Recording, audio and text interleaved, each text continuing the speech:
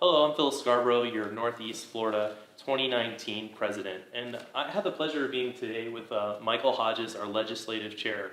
And we're not coming to you with a very light subject today. We're coming with a heavy subject, actually a call to action about something that's affecting us here in Jacksonville. That's a bill that's come up. And so Mike and I are just going to have a conversation about it because I don't know all the details about it. But we wanted to take a moment so we can get this information out so you know how it could affect property owners and your property management company. So Michael, tell us a little bit about the bill and how it kind of came about.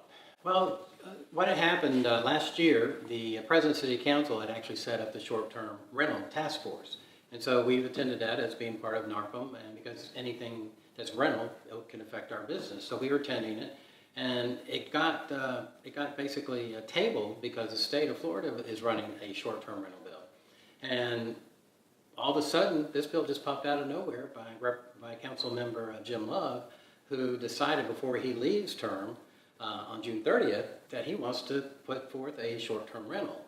And what's really concerning when you look at this, it is has a lot of red tape in it, just a lot of hoops you've got to jump through just to be able to do it. Now, I've heard a lot about short-term rentals with it coming to HOA and whatnot, and not letting Airbnb, and for being a property manager in Northeast Florida and doing long-term rentals, a lot of times I just let it go in one ear and out the other, but this has a lot of, like you said, red tape, but implications, I can't say the word, but for property owners in general, and these are customers we serve, and also we get to serve people that come into Jacksonville to bring money into our economy, and sometimes the hotel isn't suitable for someone coming into Mayo they would like something that has like furniture and they feel a little bit more home as they're getting procedures. So these Airbnb options have been really important, and this is taking away some rights, right? Oh, no doubt about it. I mean, recently, last year, we had Scott Corbridge out of Tampa, who's one of our members down there. He had to go through proton therapy, and what did he do? He rented a short-term rental right there in Springfield.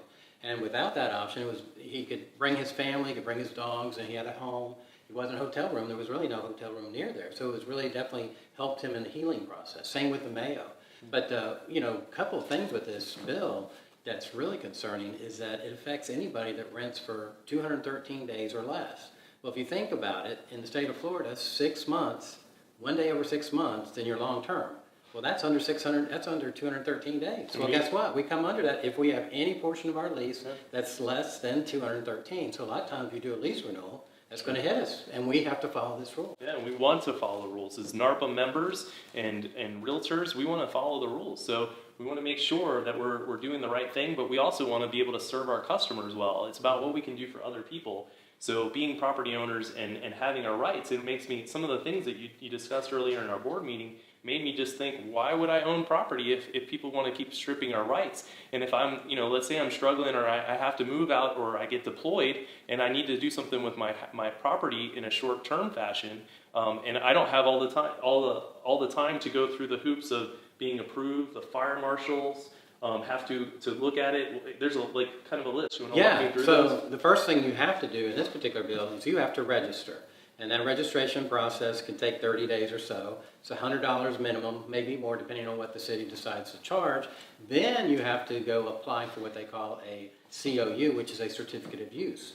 That's when you start doing all the things you got to jump through. So that goes into landlord training you have to go through. But you have to before you can go to landlord training, you got to get approved. So through the certificate of use, then you have to go through inspections, your fire, your building, and your city code inspector. So if I'm a military personnel or, I lose a family member and we're trying to keep income, so we're keeping the mortgage company away from the door, who's got time to go through all that sort of stuff? And it's right. Taking away our rights. Right, and the other thing with that, you have to live on site. So unless you're a property manager, so if you're moving out of town and you hire a property management company, that property management company has to have their person on site living in the property for them to rent it.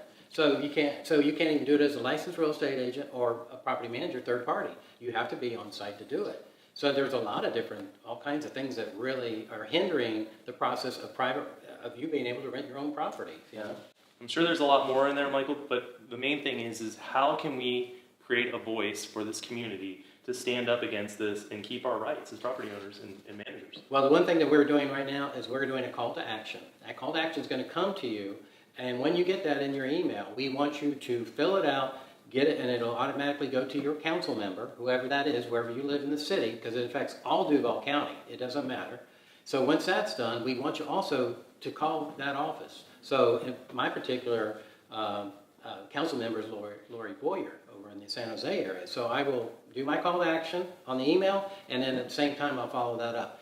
And at the same time, we have been asked by several members of the council to do this because they think that this bill is so cumbersome that it can't even be amended. So they just want to kill it, and they need our help to kill it. So we are in collaboration with 3 different associations: our association at NARPM, the Apartment Association here locally, and the Realtor Association. So we're doing this all together to do this. So it's a big group. So most of you guys own properties of your own, you're managing properties, or you're selling properties as realtors in the community, and we know that this just isn't the right thing. So even some of our short-term partners that, some of us that just do long-term rentals, we have short-term partners down at the beach that we refer business to, and we want to make sure everybody knows. So along with, doing what Michael just said, please share this on social media. Share it in your Facebook feeds, share it out there, hashtag News for Jacks. I don't know, just let's get it out there so everybody is aware of what is going on, so we're not caught left off guard. So we